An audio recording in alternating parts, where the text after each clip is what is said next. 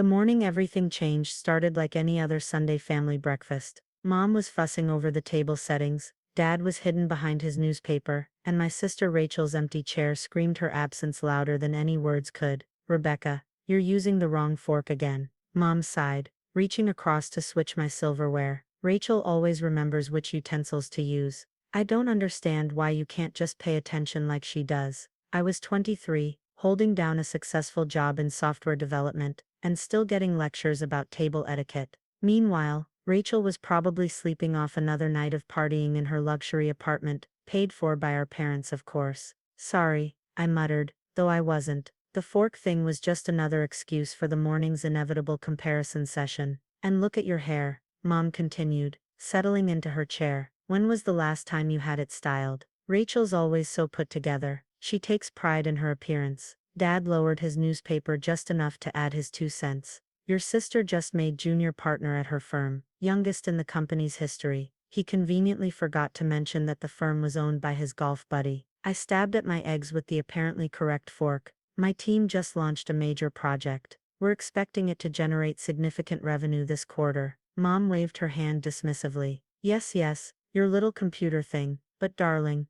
wouldn't you rather do something more prestigious? Rachel's firm handles million-dollar accounts. I bit my tongue. My little computer thing had just secured a government contract worth more than Rachel's firm saw in a year, but they'd never understand that. In their eyes, Rachel's traditional law career would always outshine my tech achievements. Did you see Rachel's Instagram post yesterday? Mom brightened, pulling out her phone. She looked absolutely stunning at the charity gala. All those important people there, and she just fits right in. She turned the phone to show me a photo of Rachel in a designer dress, champagne glass in hand, surrounded by Milwaukee's elite. What Mom couldn't see was that I'd written the software managing the gala's silent auction system, for free, as a favor to the charity. You could look like that too, if you just made an effort, Mom continued. Rachel's trainer is excellent. Maybe if you joined her gym. I'm happy with my appearance, I said quietly, pushing my eggs around the plate.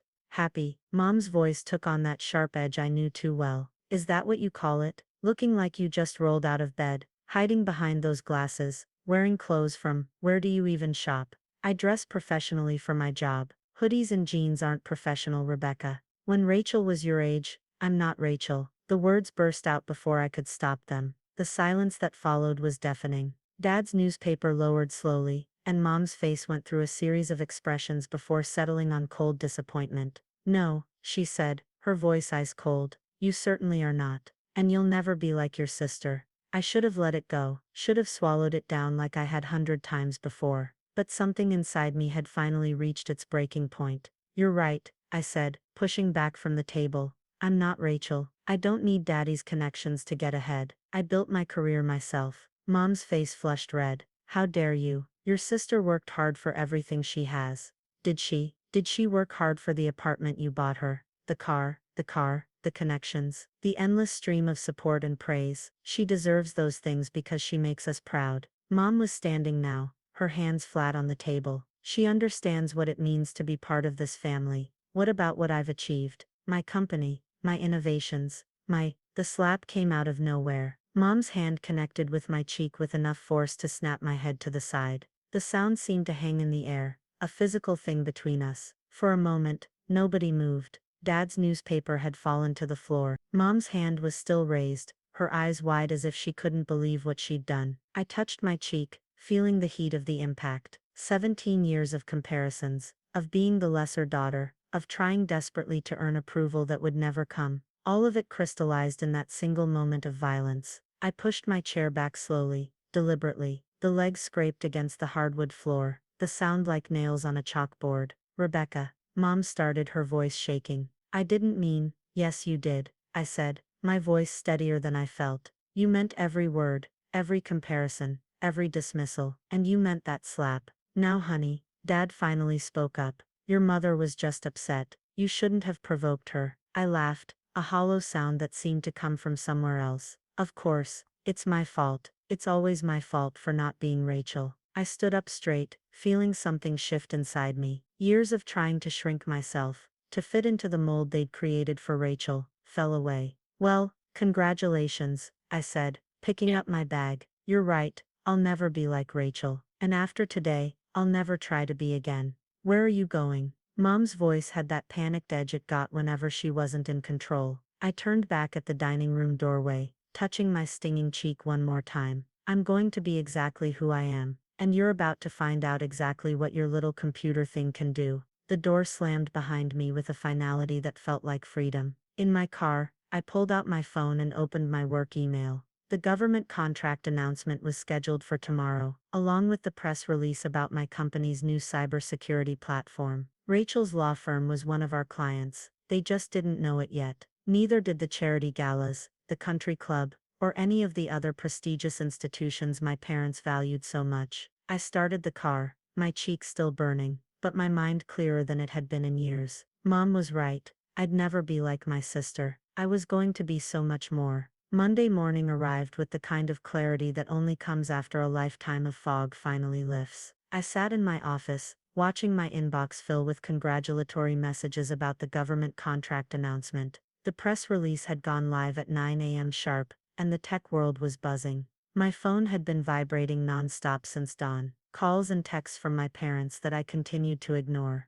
Rachel had tried reaching me too, probably after Mom called her crying about my outburst. At 10 a.m., my assistant Sarah poked her head in. Your sister's in the lobby. She's pretty insistent about seeing you. I glanced at my security monitors. Rachel stood in the reception area, looking perfectly polished in her designer suit, expertly styled hair, and $1,000 shoes. Oh. Everything Mom had always wanted me to be. Send her up, I said. Time to show her exactly what her computer nerd sister had built. Rachel's heels clicked purposefully across my office's hardwood floors. She paused, taking in the floor-to-ceiling windows, the sleek modern furniture, and the wall of awards my parents had never bothered to ask about. Nice office, she said, trying to maintain her usual air of superiority, but failing to hide her surprise. Mom's hysterical, by the way. Says you had some kind of breakdown at breakfast yesterday. Did she mention the part where she slapped me? Rachel shifted uncomfortably. She said you provoked her. Something about disrespecting my career. Funny how that works, I said, turning my monitor so she could see the news headlines. Want to know what your little sister's computer thing actually is? Her eyes scanned the screen, widening as she took in the headlines. Tech innovator secures $50 million.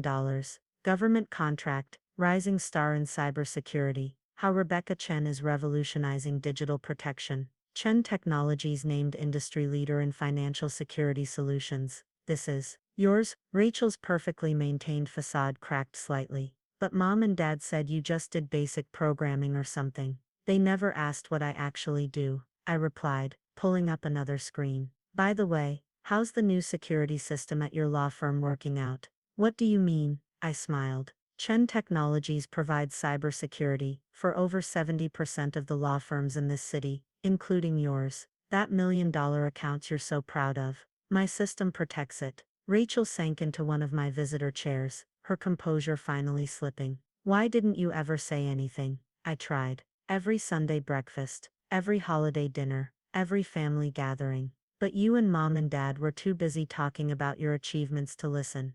Becca, don't call me that. I cut her off. You lost that right somewhere between letting them tear me down and joining in yourself. My phone buzzed again. Mom's 20th call of the morning. I declined it without looking. They're worried about you, Rachel said. Dad's upset about the things you said about my career. You mean the truth, that his connections handed you everything? I worked hard. Did you? Did you build something from nothing? Create something that actually matters? I leaned forward. When was the last time you won anything on your own merit, Rachel? She flinched as if I'd slapped her, an ironic parallel that wasn't lost on me. I'm good at what I do, she said, but her voice lacked its usual conviction. I'm sure you are, but you never had to prove it the way I did. You never had to fight for recognition or build something while everyone told you to give up. My computer pinged, another major news outlet requesting an interview. Rachel watched me decline it with a casual click. What do you want? She finally asked.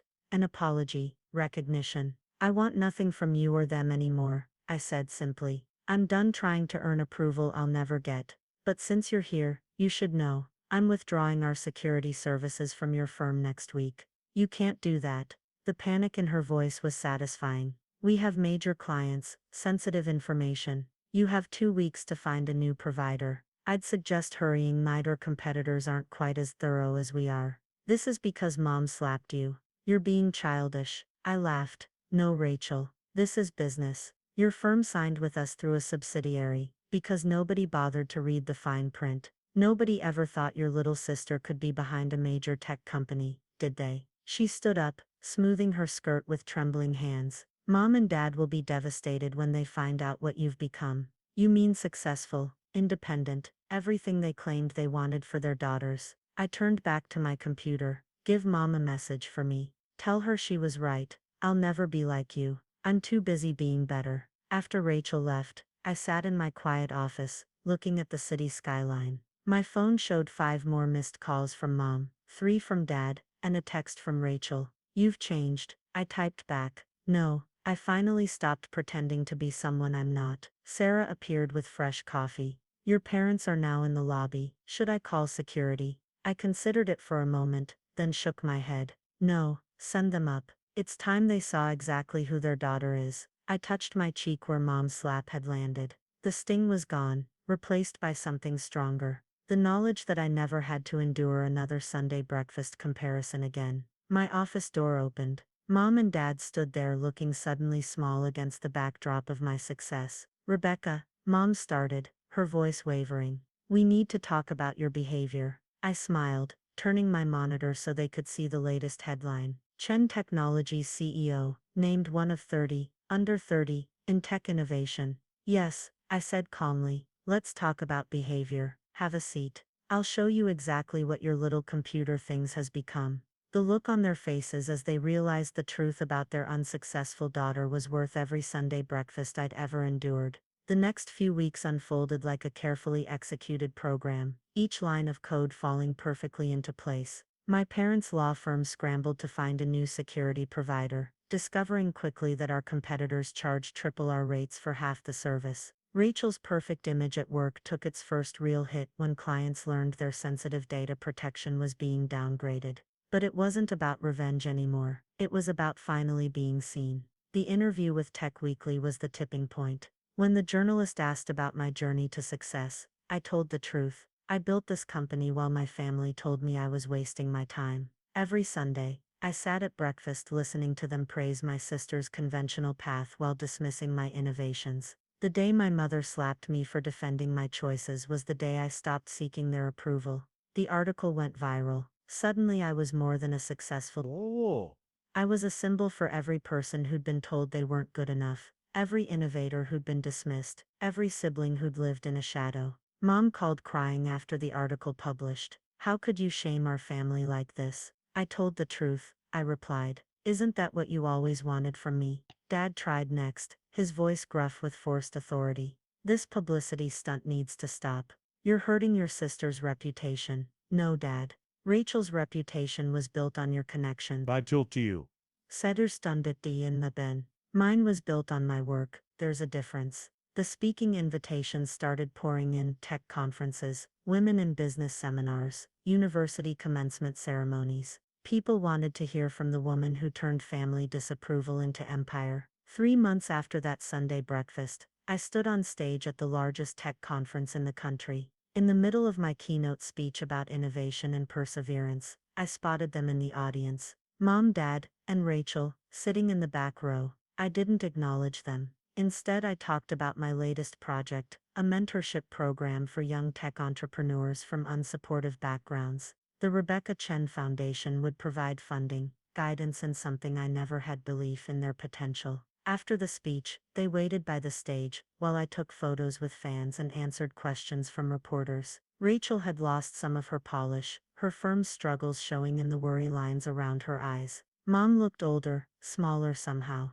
Dad couldn't quite meet my gaze. That was impressive, Mom said when I finally reached them. We had no idea, that was the problem, I replied. You never had any idea, because you never wanted to see who I really was. We're sorry, Dad said, the words seeming to physically pain him. We should have supported you. Yes, you should have. I checked my watch. I have another interview in 10 minutes. Becca, Rachel stepped forward. The firm is struggling without your security system. Clients are leaving. My position is exactly where it should be. Tide standing on its own merit. I smiled, genuinely this time. Try it sometime. You might surprise yourself. Please. Mom reached for my arm, but stopped short, remembering perhaps how her last touch had changed everything. We're still family. I looked at them.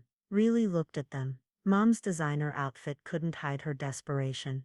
Dad's authority had crumbled in the face of my success. Rachel's perfect world was showing its cracks. Family supports each other, I said finally. Family sees each other. You never saw me until I forced you to look. What do you want from us? Dad asked. Nothing, I replied. That's the beauty of it. I don't need your approval anymore. I don't need your praise, or your acceptance, or your understanding. I'm exactly who I'm supposed to be. I turned to leave, then paused. Sunday breakfasts are canceled, by the way. I have a foundation to run. As I walked away, I heard Mom's muffled sob, Rachel's frustrated sigh, Dad's heavy silence. But for the first time in my life, their reactions didn't matter. My phone buzzed, another interview request, another speaking engagement, another young entrepreneur seeking mentorship. I smiled, remembering that Sunday morning slap that had finally woken me up. Mom was right after all. I never would be like my sister. I was always meant to be so much more. The end.